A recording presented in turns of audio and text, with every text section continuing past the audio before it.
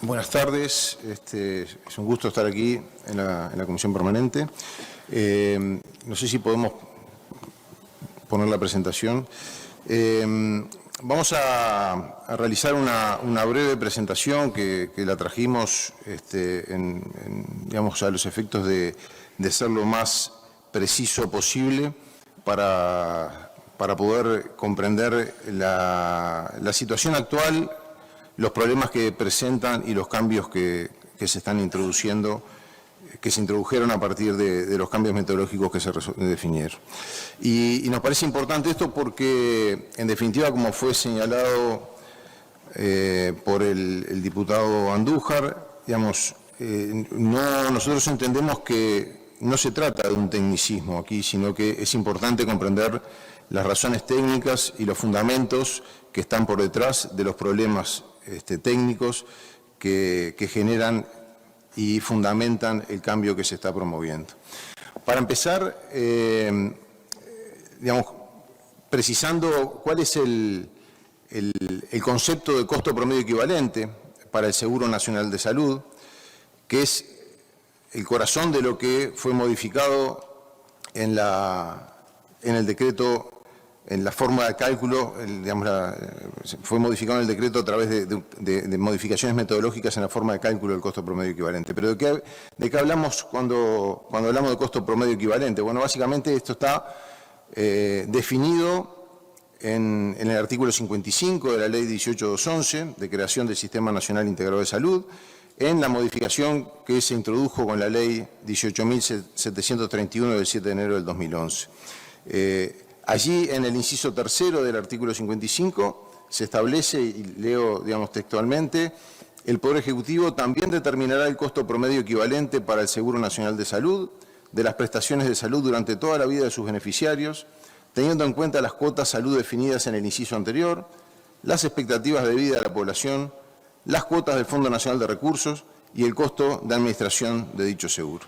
Eso es lo que establece el inciso tercero del artículo 55 de la 18211, y queda claro entonces que se trata de un concepto intertemporal, o sea que pretende reflejar el costo que le genera al Seguro Nacional de Salud dar las prestaciones a los beneficiarios del seguro a lo largo de toda su vida. Y por eso es que se trata de un concepto intertemporal que mira, digamos, el costo que los beneficiarios le generan al seguro durante su vida. Y la discusión, y me adelanto a algunas de las cosas que van a estar planteadas en las diapositivas siguientes, tiene que ver precisamente con cuándo es que nosotros computamos el comienzo de ese vínculo de las personas con el seguro y, por lo tanto, a partir de qué momento se le está generando un costo al seguro, por un lado, y por otro lado, hasta qué momento computamos el cálculo de ese costo que le estamos generando al seguro. Y así es donde tenemos el nudo del cuello de la discusión y los problemas que la metodología que se aplicó hasta el año pasado presentaba. Este concepto que fue definido entonces en el artículo 55 de la Ley 18211 fue reglamentado por el decreto 221 del año 2011, de junio del 2011, que reglamentó el conjunto de modificaciones que fueron introducidas en la Ley 18731, pero en particular reglamentó también la forma de cálculo del costo promedio equivalente. Eso lo hizo en el artículo 13 del decreto, y que, recogiendo lo que estaba previsto en la ley, en el artículo 55 de la ley, previó que en el cálculo del costo promedio equivalente debía considerarse el valor promedio de las cuotas de salud que paga el FONASA durante toda la vida del beneficiario, además de la cuota del Fondo Nacional de Recursos y el costo de administración del seguro. Es así que, dando un paso más en cuanto a la precisión de cálculo, se establece que el valor promedio de la cuota salud se va a basar en el valor promedio intertemporal de las cápitas FONASA, que, como todos sabemos, están definidas en una estructura según riesgos, basado en tramos de edad y sexo, y por otro lado, además del valor de las cápitas, también las expectativas de vida, para calcular ese promedio intertemporal. Y por otro lado, el valor del componente meta, que es el otro componente de la cuota salud. O sea, la cuota salud está compuesta por la cápita y el componente meta, en el caso de la cápita, en la medida que varía en función de la edad de los beneficiarios, es allí donde se introduce la necesidad de hacer un cálculo intertemporal, porque varía en función precisamente de la edad del beneficiario. También se estableció el costo de administración del seguro en el 5% y se previó que el costo promedio equivalente se iba a reajustar en las mismas oportunidades que determinara el Poder Ejecutivo los ajustes de las cuotas salud. ¿Cuáles son los problemas metodológicos de la forma en la cual se aplica el cálculo del costo promedio equivalente? Y básicamente aquí lo que tenemos son dos problemas metodológicos que el resultado que generan es que no arroja un cálculo que refleje adecuadamente el costo que el Seguro Nacional de Salud tiene para cubrir el conjunto de prestaciones de salud definidas. ¿Cuál fue el criterio que se utilizó, el criterio práctico en el cual se utilizó para realizar el cálculo? Básicamente, en lo que tiene que ver con el promedio de las cápitas, se consideró el promedio desde el nacimiento hasta la edad de expectativa de vida según sexo, que en la actualidad está establecida en 74,9 años para hombres y 81,4 años para las mujeres. Ese es el criterio, y es aquí donde se originan los dos problemas metodológicos que ahora vamos a desarrollar, y que ambos problemas afectan el cálculo del costo promedio equivalente precisamente por el hecho de que las cápitas tienen una estructura relativa según la edad del beneficiario que tiene una forma de U.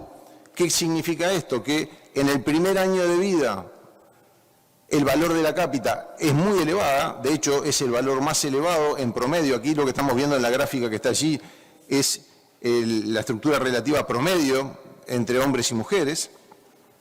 En ese primer año de vida es el valor de la cápita más alto, y luego ingresamos en una etapa de la vida de las personas en las cuales la cápita que se le paga, que el FONASA le paga a las instituciones,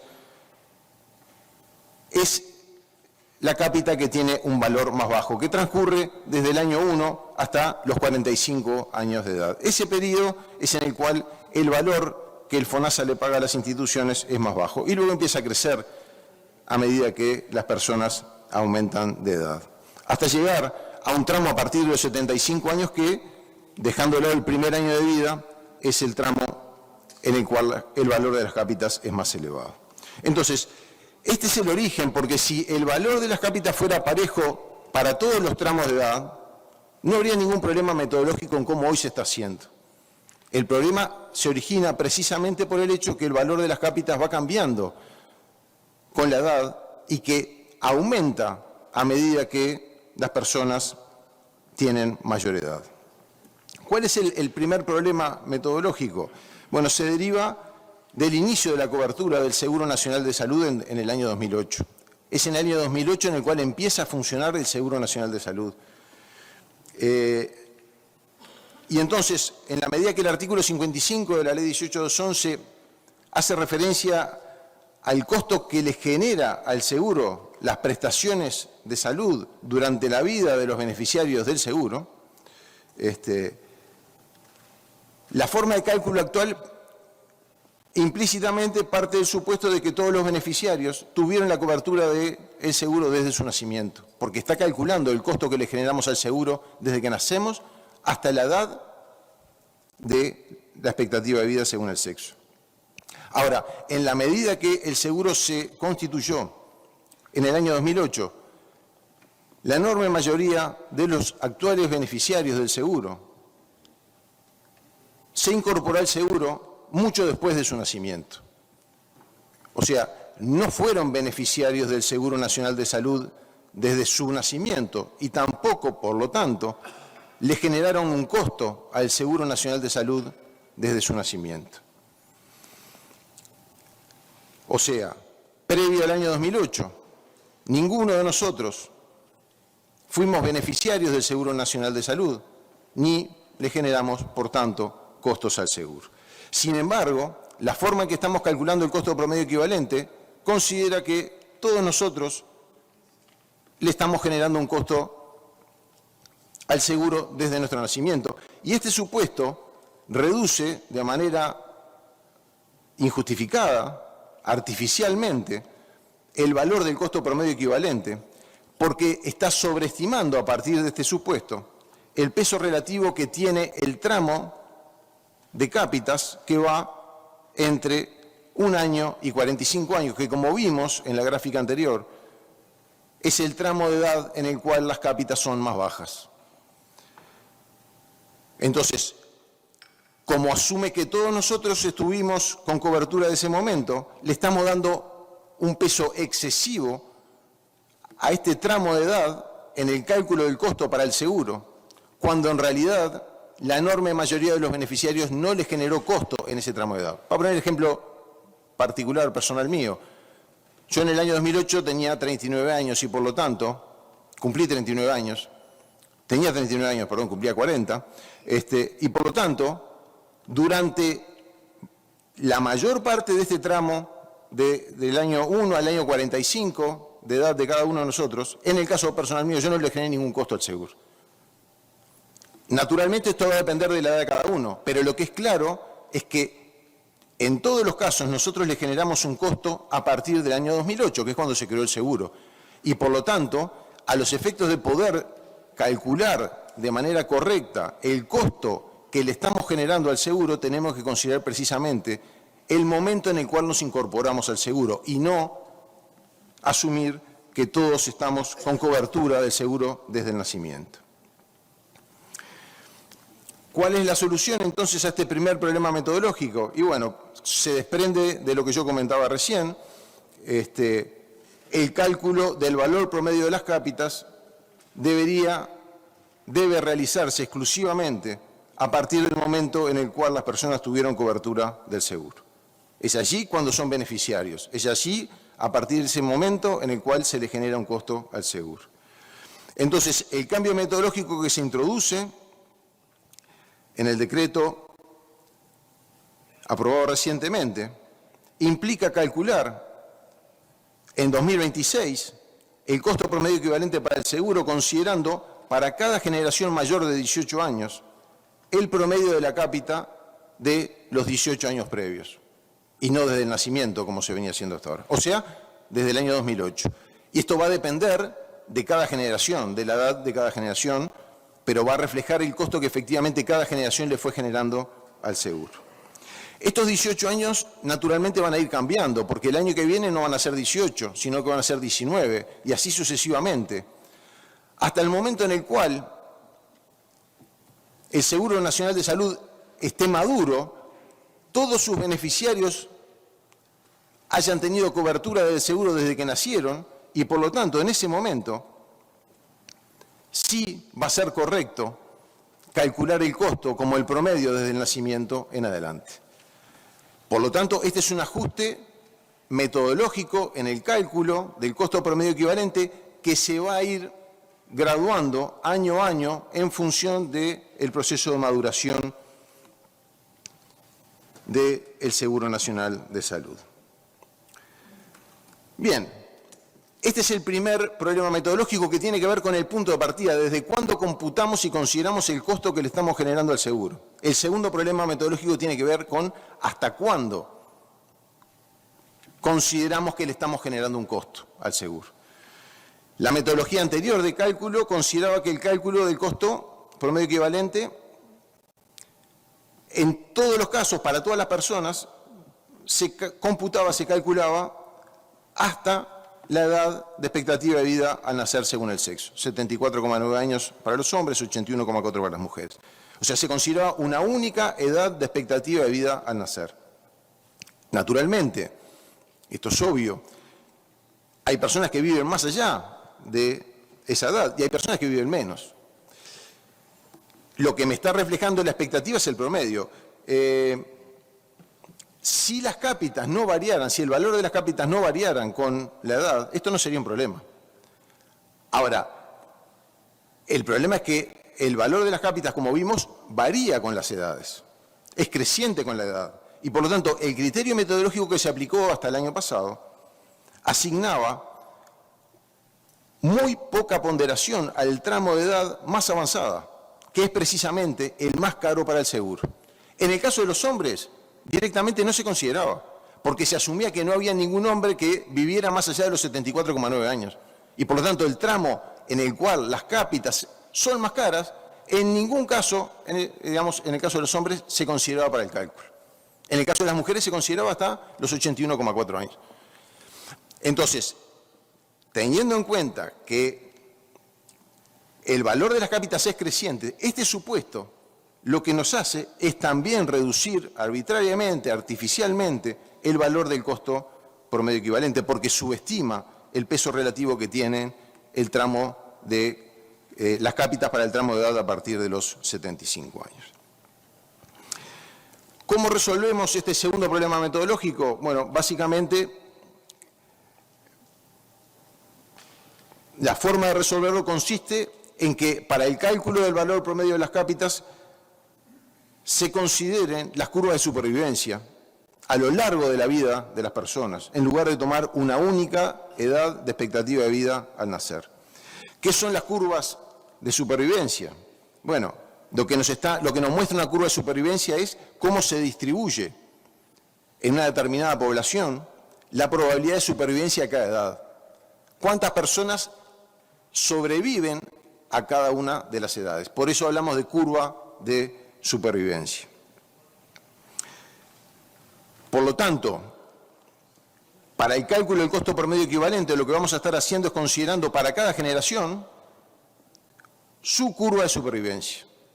Y este es también importante enfatizarlo, porque no solo no se considera una única edad de expectativa de vida, sino que no se considera solo la expectativa de vida al nacer, sino que se va ajustando en función específicamente de cada generación y la sobrevida de cada generación.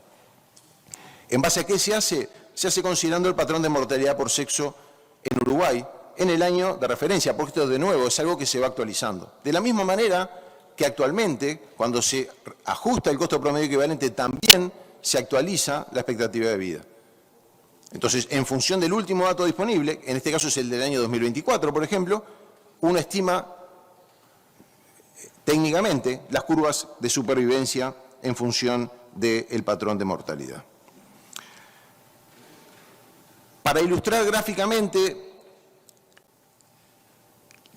¿qué implica este cambio metodológico de considerar la curva de supervivencia? En la gráfica esta lo que estamos mostrando es cuál es la curva que implícitamente, la curva de supervivencia que implícitamente se asumía en la metodología que se aplicó hasta el año pasado. Lo vemos para hombres en la recta azul, en anaranjado para las mujeres.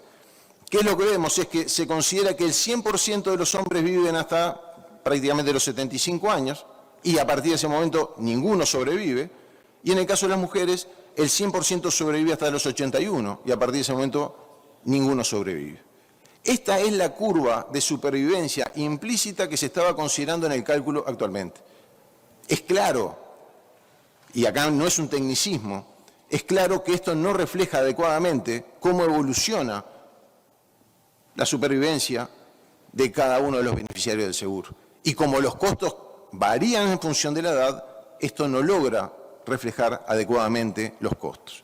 Por lo tanto, ¿qué es lo que estamos sustituyendo? A la curva que veíamos, a la gráfica que veíamos recién, acá estamos viendo cuál es la curva de supervivencia que se utiliza en la metodología actual. En este caso estamos viendo la curva de supervivencia al nacer por sexo, según el patrón de mortalidad en Uruguay en el año 2024. ¿Qué es lo que vemos? Claramente, hay personas que empiezan a morir desde jóvenes, lamentablemente. Y lo que estamos viendo es cómo evoluciona la probabilidad de supervivencia o el porcentaje de personas que que se mantienen con vida para cada una de las edades. La línea punteada que está marcada en azul y en el anaranjado lo que muestra es la esperanza de vida al nacer que se considera actualmente en el cálculo del costo promedio equivalente. Casi 75 años en el caso de los hombres, 81 años en el caso de las mujeres. Claramente vemos que hay hombres y mujeres que mueren antes, pero sobre todo hay una porción muy importante de hombres y mujeres que sobreviven más allá de la edad que surge de la expectativa de vida al nacer. Por lo tanto, considerar esto refleja de mejor manera el costo que le estamos generando al seguro, que es lo que la ley mandata. Porque acá lo que estamos haciendo es logrando una implementación, una aplicación de los preceptos legales que están establecidos en la ley, en el artículo 55 de la ley 18.211. Ahora bien, yo decía que la curva de supervivencia era por generación. Acá lo que estamos comparando es la curva de supervivencia de un hombre al nacer con la curva de supervivencia de un hombre que, por ejemplo, tiene 70 años, que por lo tanto llegó con vida a los 70 años y la probabilidad entonces de supervivencia es 100% hasta los 70 años, y a partir de los 70 años es que empieza a distribuirse la probabilidad de supervivencia para esta generación, que llegó con vida a los 70 años. Y de nuevo, acá hay una diferencia importante a los efectos de poder computar correctamente el costo que le estamos generando al seguro. Bien, si tratamos de resumir entonces los dos cambios metodológicos que estamos introduciendo, desde el momento en el cual consideramos que empezamos a generar un costo y el momento hasta el cual le generamos el costo al Seguro Nacional de Salud, esta gráfica nos muestra en naranja la curva de supervivencia que se aplicó hasta el año anterior. 100% de supervivencia hasta los 75 años, estamos en el caso de un hombre de 70 años, y 0 en adelante. Entonces, tenía 70 años, se asumía que iba a vivir 5 años más. Y eso era el costo que le estábamos asignando para adelante al seguro. ¿Qué es lo que estamos asumiendo con los cambios metodológicos que se introdujeron? Que hasta los 52 años el costo fue 0. ¿Por qué? Porque recién a partir de los 52 años, en el año 2008, fue cuando le empezó a generar un costo al seguro. Hasta los 70 años fue un costo cierto, el 100% llegó con vida, en este ejemplo que estamos considerando, esta generación con vida a los 70 años, y a partir de ese momento empezamos a considerar la sobrevida esperada en función del patrón de mortalidad de Uruguay. Claramente se aprecia en este caso la enorme diferencia que hay en el costo que efectivamente se le genera al seguro. De nuevo, no es un tecnicismo, esto es un costo real. Es el costo que se le genera al seguro que en la forma que se calculaba hasta ahora estaba mal calculado. Esos son los fundamentos, las razones que nos llevan a introducir esta modificación. Pasemos ahora a analizar brevemente el impacto de los cambios en la devolución del FONASA. Y acá nos parece muy importante hacer una primera aclaración. No se introdujo ninguna modificación en el régimen de devolución del FONASA. Absolutamente ninguna modificación en el régimen de devolución del FONASA. El criterio que rige la devolución sigue siendo el mismo, que es el que está establecido en la ley 18.211, artículos 61 y 70, dependiendo de que sean trabajadores dependientes o no dependientes, en la redacción que fue dada por la ley 18.731. ¿Qué es lo que se cambió? Solo se cambió la metodología de cálculo del costo promedio equivalente por las razones que desarrollamos recién. Metodología de cálculo que había sido establecida por decreto en 2011, el decreto 221/011. ¿Por qué? Porque se trata de un aspecto de naturaleza reglamentaria, de cómo aterrizamos los preceptos legales que definen los criterios que necesariamente se deben contemplar a la hora de calcular el costo promedio equivalente. Como vimos, entendemos y estamos convencidos que con los cambios que se introdujeron se logró una aplicación más adecuada a los preceptos que están previstos en la ley. Está claro que no se modifica los criterios de devolución que rigen la devolución del FONASA, pero en la medida que la devolución del FONASA toma en consideración el valor del costo promedio equivalente, los cambios metodológicos impactan en el monto de la devolución. ¿Por qué? Bueno, porque en definitiva la devolución FONASA lo que toma en cuenta son los aportes que cada persona realizó al FONASA, por un lado, y el costo promedio equivalente para el Seguro Nacional de Salud por el conjunto de los beneficiarios a quien le da cobertura, incrementado en un 25%, tal como lo prevé la ley 18.211. Cuando se realizan aportes en exceso, se devuelve. Y el exceso se determina en función del costo intertemporal, que es precisamente lo que mide el costo promedio equivalente. El costo que cada persona le genera en tanto beneficiario al Seguro Nacional de Salud por la cobertura de salud que recibe. Por lo tanto, si aumenta el costo promedio equivalente, la devolución va a ser menor. Y eso es claro que es así. Pero lo que sí nos parece que es fundamental y muy importante reafirmar es que esa devolución es menor porque corresponde que sea menor. Porque hasta el momento se devolvía más de lo que correspondía. ¿Por qué? Porque no se estaba calculando correctamente el costo que cada beneficiario le generó y le genera al Seguro Nacional de Salud. Como lo dijo el ministro, los cambios no se hacen por razones fiscales.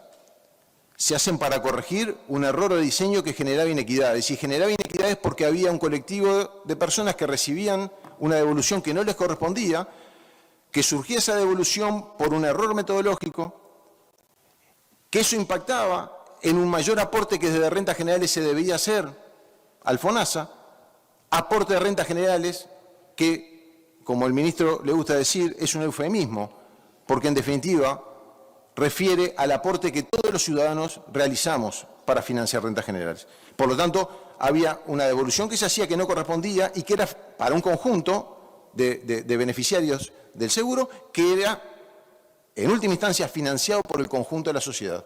Por eso entendemos que esto es un cambio que va en la dirección de la equidad. La devolución FONASA en el 2025 alcanzó 155.000 personas, como bien señaló el diputado Andújar. Fue por un total de 210 millones de dólares aproximadamente, en términos brutos. Como consecuencia de los cambios que se introducen, desde el Ministerio estimamos que entre 60 y 70.000 personas van a dejar de percibir la devolución en el año 2027. Y este es otro elemento importante a precisar. La devolución que se va a realizar en el año 2026, en septiembre del 2026, no se va a ver afectada, no va a tener ninguna modificación. Y el impacto que sí va a empezar a reflejarse en la devolución del año 2027 va a implicar una reducción de entre 70 y 80 millones de dólares en la devolución. Esas son las estimaciones, las mejores estimaciones que al día de hoy podemos realizar. El otro elemento que se vincula, y para ir terminando con lo que planteaba el senador Bordaberry, tiene que ver con cómo impactan estos cambios en el aporte mínimo de los trabajadores no dependientes. El costo promedio equivalente también se utiliza como referencia para determinar el aporte mínimo al FONASA que deben realizar quienes perciben ingresos por la prestación de servicios personales fuera de la relación de dependencia. Y aquí es importante también tener presente el distinto tratamiento que se le da a los trabajadores dependientes y a los trabajadores no dependientes.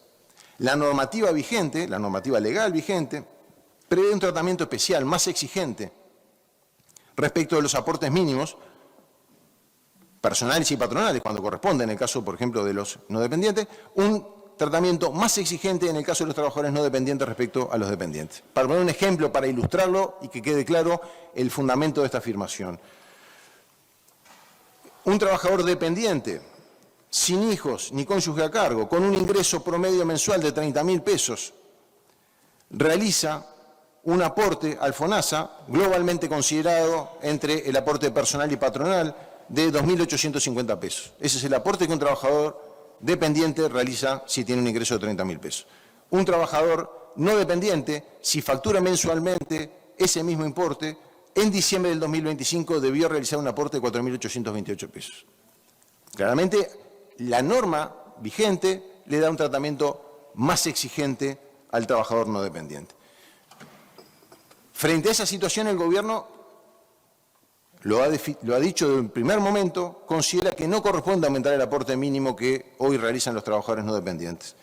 Y por lo tanto, atendiendo a que el artículo 70 de la Ley 18.211 establece que el complemento que deben realizar los trabajadores no dependientes podrá ser hasta el costo promedio equivalente.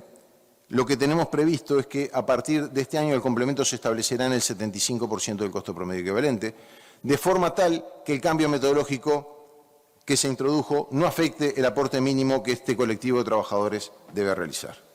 Esto está previsto en el artículo 24 del decreto 221/011, que es el que reglamenta precisamente el aporte mínimo que deben realizar estos trabajadores a partir de lo establecido en el artículo 70 de la ley 18/2011.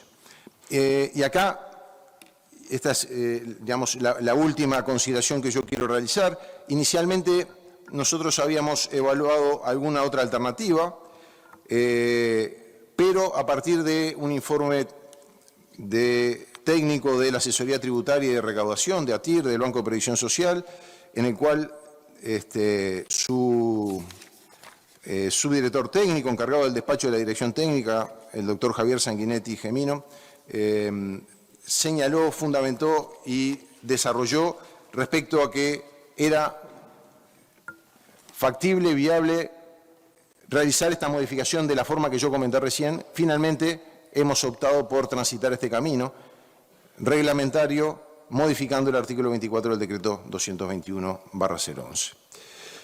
Hasta aquí era lo que yo tenía para comentar. Muchas gracias.